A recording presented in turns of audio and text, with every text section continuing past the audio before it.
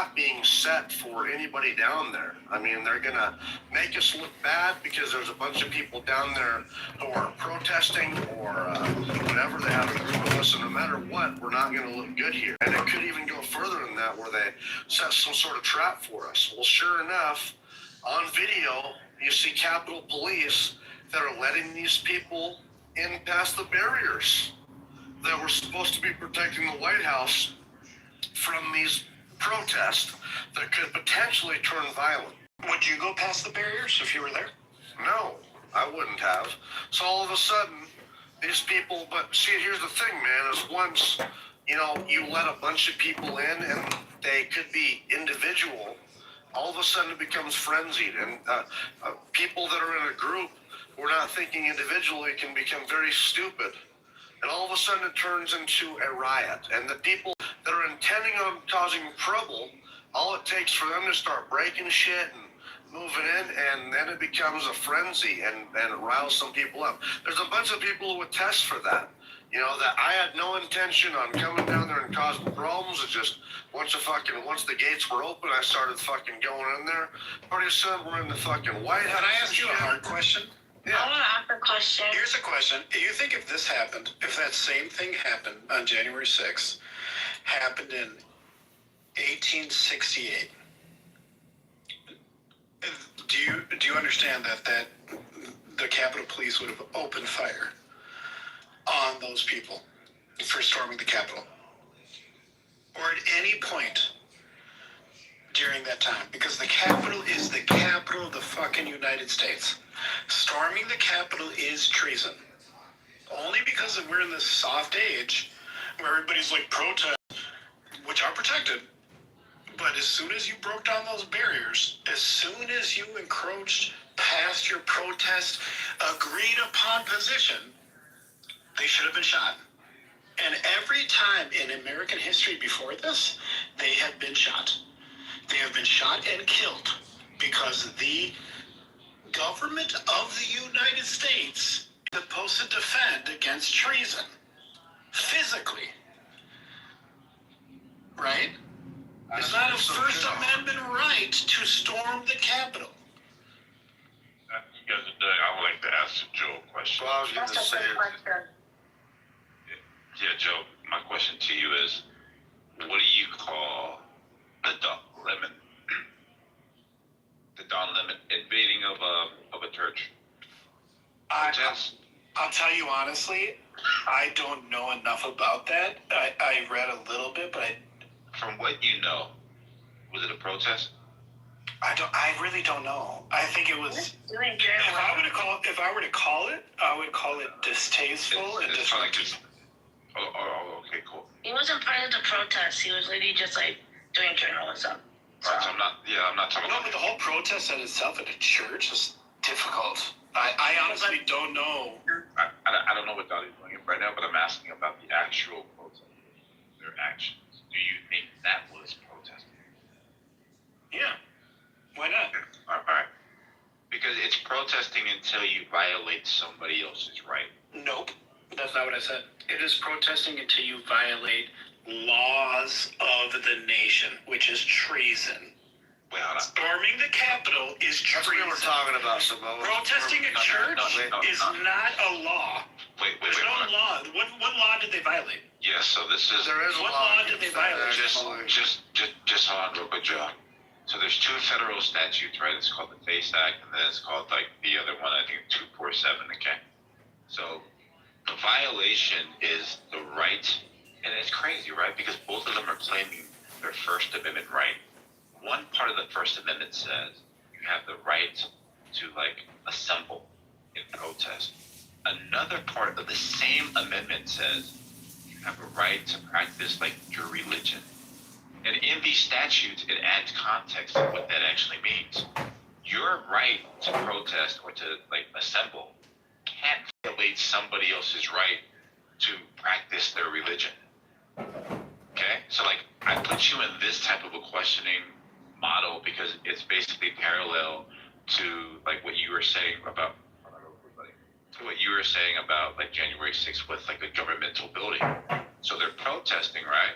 and then there's certain points of the building that are being breached, but then the police immediately set up a parameter to where if you cross this line, now lethal force is justified, and this is like where they get to the Bird and the Ashley Babbitt case. Okay, you wanted to extend that line. You said nope.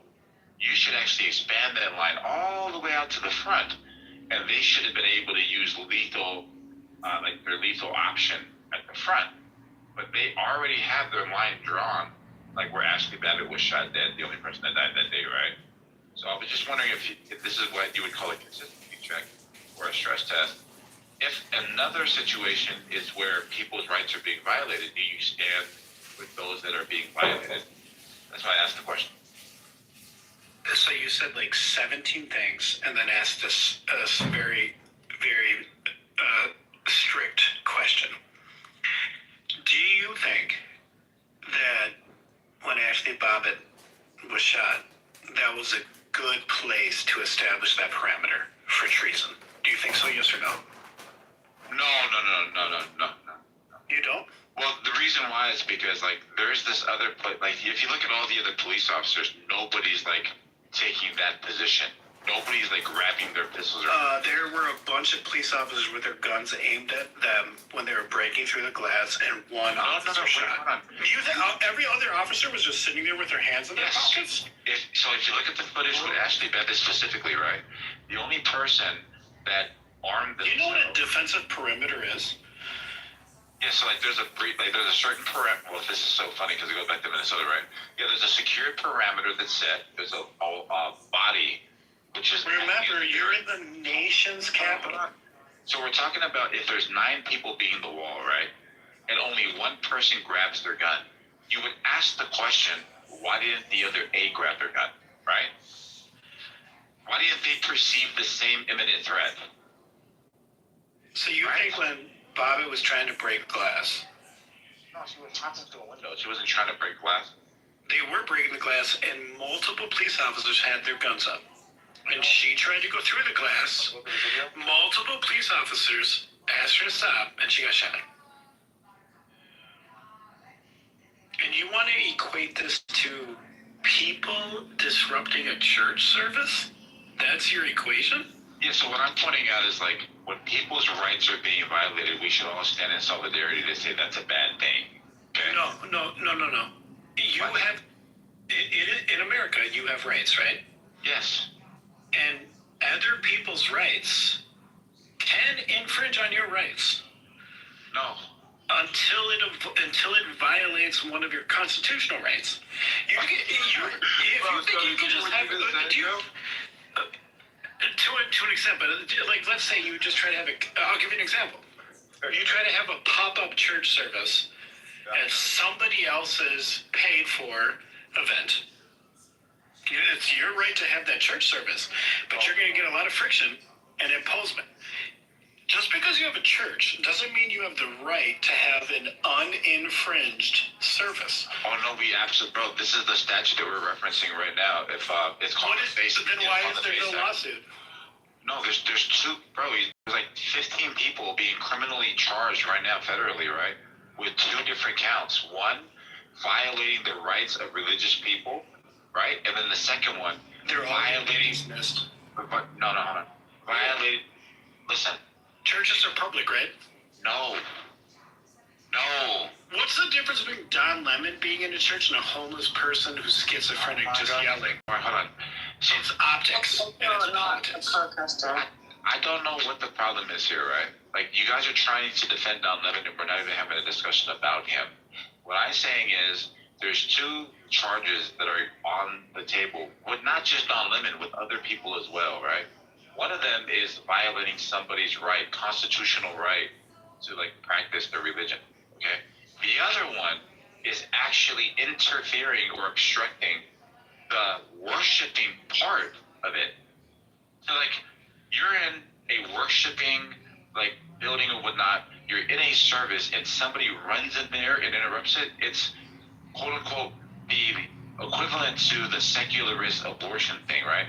No, it is not, bro. No, it's the actual law. They still have the freedom to All right, you're not gonna look this up? No, are you infringing on their freedom to have their religion? If a naked, so you're saying, One no, is you're the saying, religion practice, you're and then the other essentially one saying, is the practicing. wait, you're essentially saying a naked streaker runs through a service. That guy should be arrested for violating someone else's First Amendment right to religion because they just streaked through a service. Yeah, you gotta look at the. Are you serious? Well, we can bet $20. You're saying you can't, no free man in America, or free woman, or free child, no one can interrupt a church service without without committing a crime. Is that what you're saying? No one can interrupt. What about baptisms when the baby cries? I think you're derailing. Is that what you're saying? Is that no one can interrupt a church service without breaking the law? Alright, so now Joe's derailing. No, I'm asking you a straight up question. Can you interrupt it? Talking about, bro? You just said they interrupt. What is the worst thing that happened in your situation? They interrupted a church service.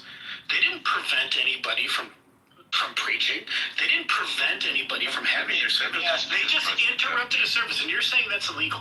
Joe, Are you saying that's illegal? yes. So if I'm standing at the pulpit, There it is. right. If anybody interrupts a church service, if a fly interrupts a church service, it's illegal. If I'm standing at the pulpit, the preacher, right, and I'm going to speak, and a mob of people run into my service, and everybody runs out, and I can't speak, the terminology in the statute is obstruction, interfering, or impeding. Those are the three words that are used to describe the act of stopping me from speaking. I can't preach my sermon, Joe. No, So you when need you bring intent, up brother. You need intent. You intended in moving into my church with a group of people. Try to let's see how this plays out, because I'm going to tell you it's not going to be a conviction. I'll bet you on that. All right, good. So let's good. There's going to be no convictions on this Don Lemon situation. $100, right? So remember, you said no conviction. $5. Okay? Come on, bro. You talk a lot, but I'm ready to put money on the line, right? I'll bet you, $100? or how about this? I'm not assaulting. I'll bet you $20, okay? That out of all of the indictments, there are going to be convictions here. I mean, this is so the letter of the law. And the crazy part is, Joe Biden actually charged people with the same statute for protesting in front of an abortion clinic, for Christians stopping people or like giving messages to people in front of an abortion clinic, impeding, obstructing, or what was the word? Disrupting their right to receive medical care.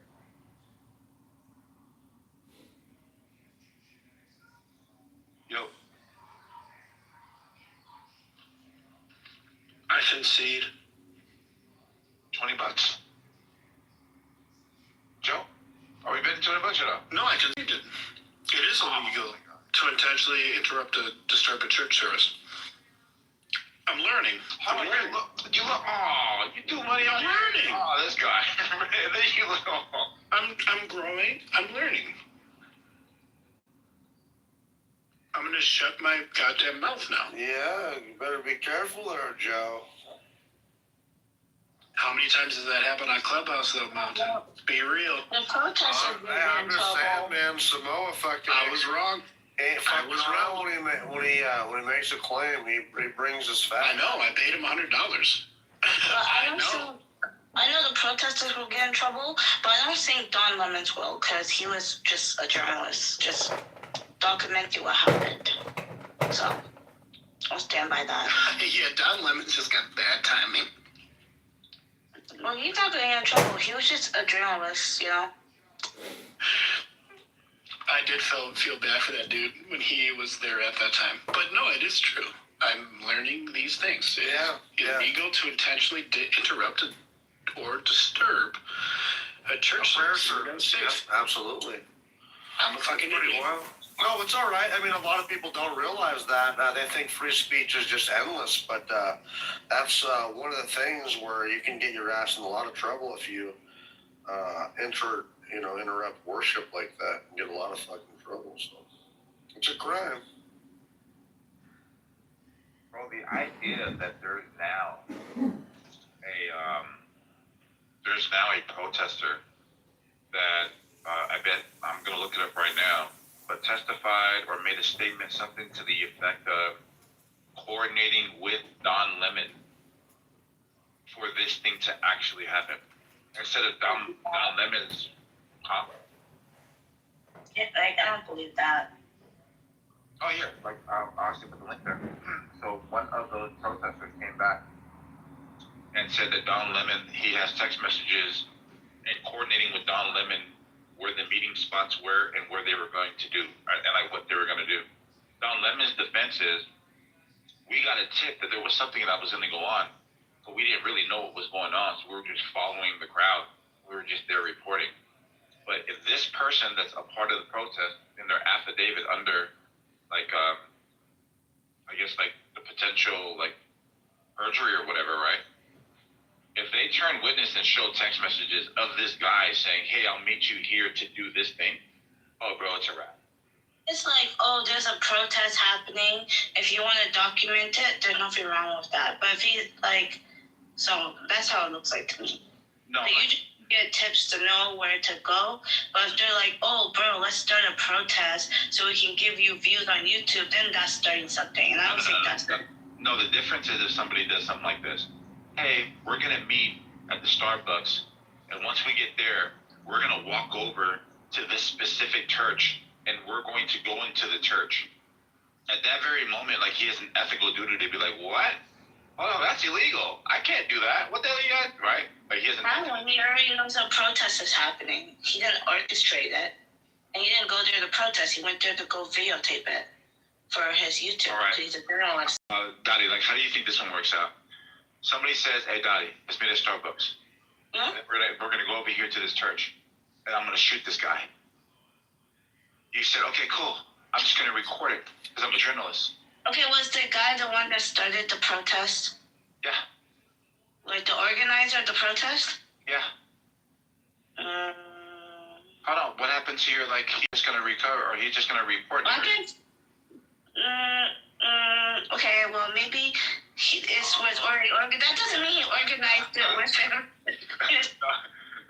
No, it's if they share something about what they're going to do with Don Lemon or any like ethical journalist at the very moment, as soon as they mention something that is potentially like illegal, you immediately got to get away. So you're saying that he should have, if that was the case, then he should have like videotaped outside the church, is what you're saying. He should have never went in. Yeah, that's what I said, outside the church. Or Definitely, yeah. just got away. So, like, basically knowing is contributing to the intent. And not doing nothing, right? Like, Yeah, exactly, because he knew what they were going to go do. But So he knew what they were going to do, so he's that's a contributing. kind of. So he knew what they were going to do, so he contributed to the intent to impede on their freedom of religion. Wait, can I have a question? Did he know that it was gonna, like, they were gonna, like, start this, or, like, isn't that what a tip is when, like, we meet an organizer was like, oh, come, we want you to videotape this so the word gets spread out. Then, like, as a journalist, he's allowed to do that, no? depending on what information you have.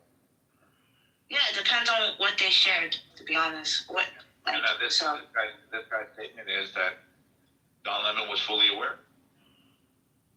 yeah, because that's what a tip is. He knew that a protest was happening. No. That's the whole point of going. Fully aware that there was a protest going to happen and where it was going to happen at. Yeah, because the organization person told him, and that's how he was able to get the scoop. That makes sense. All right, guess you're missing the point again. I feel like they started they conspired together to start the protest. Well, what we were arguing about earlier, Samoa, is that these guys are certain that these guys have the intent that every one of these people, I mean, I can't really, they just, I mean, I guess you would say every one of them, because they said these guys have the intention of going into the Capitol and overthrowing the government or changing the outcome of the election. Well, And no, how- that's not true. Of course. I mean, Like a week or later. there's videos of Capitol Police letting these people, in the gates to be able to get to the Capitol. And, I mean, it started out as a protest and turned into a riot. There was some troublemakers, but I think it's delusional maybe some dipshits thought they could change the outcome of the election, but I mean, there's no way to legally do it unless you overthrow the whole government. In order for it to be what Joe just described, they would have to find some sort of like orchestrated like scheme. And it was pretty quick. The FBI came out and said there was absolutely no type of coordination or organization of this type of a thing. It was just chaos. So by definition, that's no longer like what they're saying it is, an insurrection. So what was it that Donald Trump stated? I forgot what his statement was that like triggered it. Didn't he say something like that kind of triggered it? No. And they tried to hold him for that was the narrative. Yeah, like Right, that was just the that narrative. he was saying file tell. They tried to take it out of the Yeah, they basically took his speech and then like what Mountain just said, they took his speech and then they took it out of context. But then the timeline got murky because they were like, oh, this was the actual like thing that was said to start the process. But when you look at the timeline, the process was already started while he was still speaking. Got it. It was stupid. I mean, like you had it, bro. There were so many like inferences you would have to make for this to kind of be like logically like flowy, right? And it was just so stupid. Yeah, it was. I mean, like I said, I mean, it was some organized protest, but it divulged into kind of a dipshit riot. But definitely did. A lot of there's videos of the Capitol Police letting these people. Yeah, see, that changes everything too. Like, if they were invited in, and then they just started acting a fool, they're not like, you know what I'm saying? Like, that changes a lot. Yeah, I mean, it's definitely, it's weird. I mean, like, the guy was like, hey, I mean, if these guys were such a threat, why the fuck let these people even get close to the White House? But they did, knowing that it was going to cause problems. The Capitol Police. So like an argument could be made that, hey, sometimes pressure can build up in like a certain corridor. To like relieve the pressure, you would take certain agitators and allow them to move into an area where they're not a threat. Because you know the layout, right? So it's kind of like you have the West Wing, the East Wing, and because all of the valuable stuff is in the West Wing, you would allow people to flood the East Wing to get the people in the West Wing out, right? So like there's like a strategy, and now you can make that argument. The bad part about it is that you can clearly see that if you're looking at the plans of the demonstration, it was supposed to go from where Trump was at, they marched down to the Capitol, and then they have another place after that they go to finish off the march or whatever that is, right? Like end of that. So yeah, people got sidetracked, went in there, people were taking pictures, people were just walking through. But this narrative that was created about the insurrection and all these types of things was just loony. They're destroying our democracy. It's like, whoa. All right, a little thick now, a little thick. I mean, honestly, like, let's be realistic. If you're going to try to even overthrow the government, I mean, you're going to have a bunch of people with guns. I mean, and there was a few retards with them, but for fuck's sake, and then, I mean, unless you're delusional, like Steve was saying, I mean, what do you have to wipe shit there to overthrow the government? I mean, what the fuck do you think that they were actually planning there? I think that a lot of these people were surprised that they were even allowed to get that far. Yeah, because there was. Do you think if you're stupid, you understand that? Do you think if you're dumb and you think you can overthrow the government and they let you in, do you think that your stupidity makes it likely that you'll succeed? You're talking about stupid people and pretending like they had no idea what they were doing. They're fucking idiots. They're shitting on Nancy Pelosi's desk. They're trying to hang Mike Pence. And you guys all just keep saying, just a protest that ran wild. Just a protest that ran wild. Joe, but the problem here is that, like, when you look at the actual facts of the matter, like, do you know who Brian Sicknick is? Joe, do you know who Brian Sicknick is? No. All right, so Brian Sicknick is the person that they martyred, the quote-unquote police officer that died on January 6th with, like, a fire extinguisher from the New York Times, right? And what they did was they created this big media buzz about this guy, and they had this whole backdrop story, and then they hold on to the autopsy report This is the guy who died from 2 strokes a day after that was not related to the January 6th thing, right? Where they had like his visit, like the medical advisor and all this stuff says, hey man, the guy was in poor health. Um, these types of things aren't initiated by like anything else. They did the autopsy. He had no bruising on his head or anything like that. He had no trauma. But I say he was beat. You know, I think no. There's a guy named Gerald Anderson. When they lynched the 2 black kids in Duluth, there was this guy who was there at the lynching, who said he had no part in it because he was old and had heart decay. No, but what is it? Oh no! So he was there, and he was there for the frenzy and for the mob.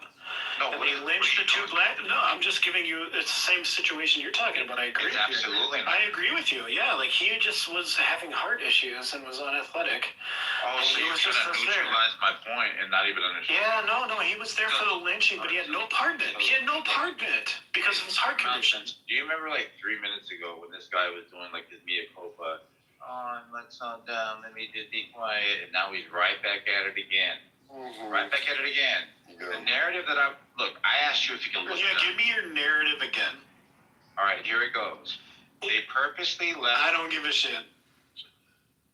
See, this is the reason why you can't take him serious. He's an uneducated person. I can't take you serious. You think that everybody who stormed the Capitol was just like mistaken? Who told you that? What is your? Do you think? Joe, you're doing the same thing you just did 4 minutes ago. You're just doing it again. It's like you don't learn your lesson, bro. I'm telling you, with hindsight, we have 2020. At the time, you have an excuse to be like, all right. Heart condition. I didn't lynch them boys, but heart condition. Yeah, I can't take you serious, bro. But anyways. Don't then. So, dude. Fucking don't take me serious. I know what I think. If I was at the Capitol and I had a gun in my hand and I was protecting the Capitol as Capitol Police, have a gun my in his gun hand, would be empty. My gun would be empty. That's where I stand. That is where I stand. Hey, Mountain. So did you hear that the New York Times, the whole fire extinguisher hitting in the head, they had to retract that story because it was a lie. All right. Of course, yeah. All right. The narrative that he was beat to death, I've heard that before for a while, but the guy, yeah, like you said, had health problems and had a stroke, the next day, died. 2 strokes, right? But I mean, the problem that I had is this, right? They had the autopsy report because he died January 7th, right? The autopsy was done February 1st. For some reason, they purposely held it back until like April or May. Oh, they wanted Because that to go. Because it blew up the narrative that police there's still people today that are still thinking that people on January 6th police officers died that day. I know. There's still I've heard people that echo the exact same thing. Yeah. And it's like, dude, we're like freaking 5 years later. So it's not treason because no police officers died? What do you think treason Hold on, is? man. What do you think treason is? What do you think is talking about treason, bro? People who attack the Capitol to avoid a democratic election. What do you think treason means? It means going against your country's laws. Was anybody charged with treason, Mountain? Yes. Not that I know of. Do you want to bet $100? No. Do you think I would ask the question if I don't already know the answer? I'll be right back. Yeah, hurry up. The pepper spray at all? I can give you another example. I think it's an appropriate example. Some of you might think it's not. But when the officer put his knee on George Floyd for 9 minutes and they had the trial, and of course you had 2 medical experts. The one on the prosecution said absolutely, knee on the neck, 9 minutes caused his death. The medical expert, the medical doctor for the other side said, oh no, the knee had nothing to do with it. He died of a fentanyl overdose. Now, Floyd used fentanyl before. He may have even been high on fentanyl all that point at that time. But anybody with a pair of eyes, you cannot say